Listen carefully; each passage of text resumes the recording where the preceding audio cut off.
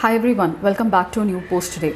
And today it made news regarding climate change summit, and we had the climate ambition summit held along with the 78th United Nations General Assembly in New York. Let's have a quick review of what exactly was discussed, because very soon we are going to have the COP28 in Abu Dhabi, so in UAE. And so let's look at what exactly made news with regard to climate change commitments. Some of the countries gave their updated intended nationally determined contributions. India had already given it previously. India was not available at the summit along with China and US. So let's have a quick review of this. So this summit was called upon by the Secretary General of the United Nations, Antonio Guterres, and it occurred along with the second Sustainable Development Summit, which was held alongside the 78th United Nations General Assembly meeting in New York. Now the world is headed for a 2.8 degrees Celsius warning if the world leaders do not act now, and this is what the United Nations Secretary General Antonio Guterres said alongside the United Nations Climate Ambition Summit, as major emitters such as India, US, China were not available at the summit in New York. Now to accelerate, so the summit mainly aims to accelerate actions by not only governments but also businesses, finance, local authorities, civil society, and hear from the first movers and the doers who updated their nationally determined contributions or gave updated commitments toward climate change at the Climate Ambition Summit in the United Nations headquarters at New York, which occurred just a day before on 20th September 2023. The summit consists of three tracks now, that is ambition, credibility and implementation. The summit aims to accelerate the climate action in run-up to the 20th COP, that is the Conference of Parties to the United Nations Framework Convention on Climate Change, and only the first movers and the doers were invited to speak at the Climate Ambition Summit. So countries, institutions, the movers and the doers are the countries, institutions, organizations that have now brought up new intended nationally determined contributions and have shown climate leadership. Speakers touched on range of topics now from these countries, including called for phasing out of fossil fuels, the root cause of the climate crisis, and on heels of historic protest against fossil fuel expansion in New York itself. Now United Nations, China and India were absent, so they did not give any of their updated nationally determined contributions or new commitments as well. The most stark absent was also of the United Kingdom, the Prime Minister, who announced a possible rollback of the climate policies, threatening the country's new net zero emissions goal. So what exactly was discussed during the summit? So number one, updated climate goals were given. So Nepal announced a revised target of achieving the net zero emission by 2045 instead of 2050.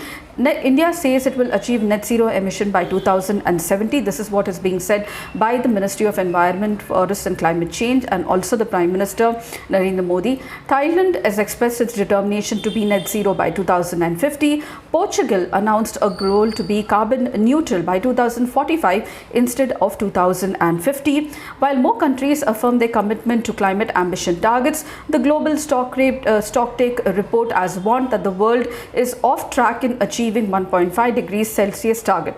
The final political phase of the stocktake at COP28 is expected to lead to more ambitious nationally determined contributions by 2025. India formally updated its nationally determined contributions last year to fight climate change, confirming to United Nations apex body that it will reduce the emissions intensity of its GDP by 45% from the 2005 levels by the year 2030, and to have an installed capacity of the non-fossil fuels based power sources equivalent to 50% by 2030 from the previous 40%.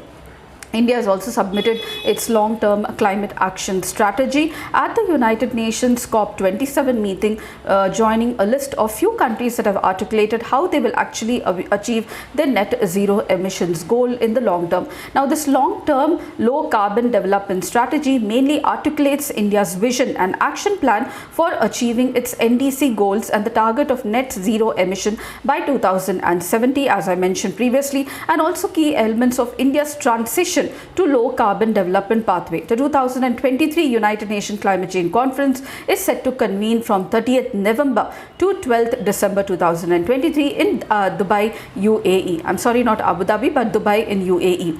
Yes, so the other most important topic that was discussed was climate finance, including loss and damage. Now, at the G20's Leaders Summit in New Delhi this year, UK, South Korea announced a replenishment of Green Climate Fund of $2 billion and $300 billion from each of these countries respectively. Other countries pledged replenishment commitments like Spain pledged $240 million, Germany $2.13 billion, Iceland $5.6 billion, Slovakia $2.34 billion. The shadow, however, was still unfulfilled, and the promise of a $100 billion fund loomed large. It was absent, although Germany has said that the target will be met earlier by this year before the COP28, but this seems a distant dream. With this fund not being actually fulfilled, the $100 billion target, especially assistance to small and underdeveloped or developing countries, is lacking for them to use technology for mitigation and adaptation. Also, when the finance has come in, it has largely comes as loans. This puts a burden on the countries, especially the poor, the backward, the developing and the poor middle income countries which receive the money as loans. They have the burden of repaying the debt very soon, and this is a distress for developing countries especially. This has also led to their mistrust in the global north. Now, the irony is that developed countries always call the middle income and the small countries to fasten their climate change goals, while they themselves have not fulfilled their commitment of the $100 billion fund, which is still lacking and is not fulfilled yet. So there's another fund called as the Loss and the Damage Fund now. So what exactly is Loss and Damage Fund? Now, the establishment of this Loss and the Damage Fund was the highlight of the COP27 that occurred last year. The fund aimed to provide financial assistance to nations which are most vulnerable and impacted by the effects of climate change. Now, loss and damage refers to the negative consequences that arise from the unavoidable risks of climate change, like a rising sea level, prolonged heat waves, desertification, acidification of the sea, and extreme events such as bushfires, species extinction, and crop failures as well. As the climate crisis unfolds, these events will happen more and more frequently, and the consequences also will become much more severe. So the commitment to the Loss and Damage Fund, which was established in COP27 at Egypt, remained even more inconspicuous. So none of the countries actually spoke about this fund. Apart from Australia, Austria, and Spain, no references were made at all to the financing of this Loss and Damage Fund, meaning again a backdrop to helping those countries which are vulnerable or affected by climate change itself. So the push for the developed nations to host, the developed nations have been calling for housing this Loss and Damage Fund in the World Bank, and this has raised concerns because the World Bank history is apt with misreporting of climate finance, and this is what few countries say. The impact of the climate ambition statement on the operationalization of this Loss and Damage Fund will now be seen at the fourth and the final transitional committee meeting, which is going to be held in October. The next most important issue is of fossil fuels, which was discussed. The explicit mention of coal phase out overshadowed that of all other fossil fuels, which include oil and gas. So much of the countries were focusing on coal and not on oil and gas. So at the COP27, India suggested that there should be a phase down of all the fossil fuels and not just coal itself. And not just coal was, but this was omitted in the final document. Such a move actually fails to hold the oil and the gas producers like US, Russia, and Saudi Arabia accountable for their continued dependence on fossil fuels, both in production and consumption, and also their contribution to the greenhouse gases as well. At the Climate Ambition Summit, Canada was one of the largest expanders of fossil fuels last year, announced that the development of an emissions cap framework for oil and gas sector, and this is a welcome step. The country was one of the top 5 planet wreckers named in the recent report on track to lead 51% of oil and gas exploration by 2050, with US, Australia, Norway, and UK. Omitting oil and gas from the COP28 decision text waters down accountability from these countries, especially who are historic polluters, that lead to and will delay the fossil fuel phase out totally.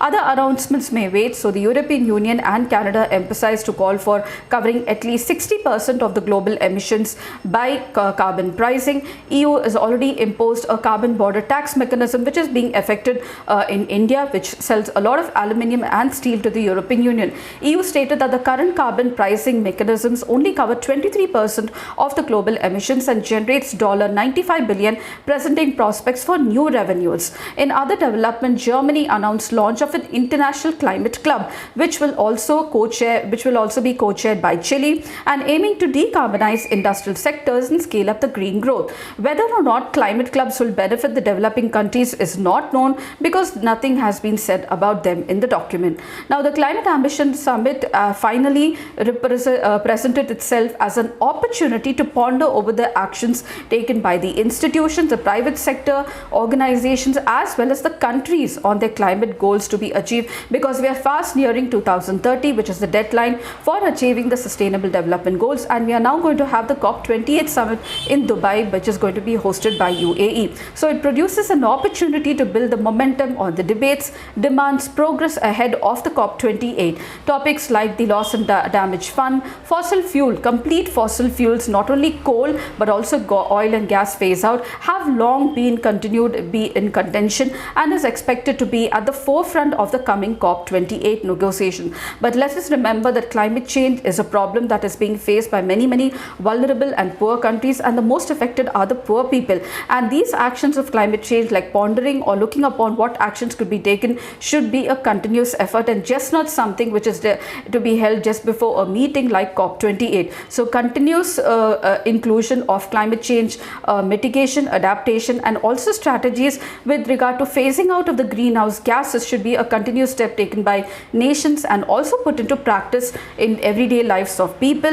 as well as the companies which produce a range of goods and products which use a lot of fossil fuel as energy. So the Climate Ambition Summit offers a glimpse into the same and also brings us some important insights in what exactly would be the highlights at COP28. So I hope this information was really helpful to you all, and if you did, please do like, share, subscribe. Please do not forget to comment as well, and I shall see you in my next post. Until then, it's very happy learning.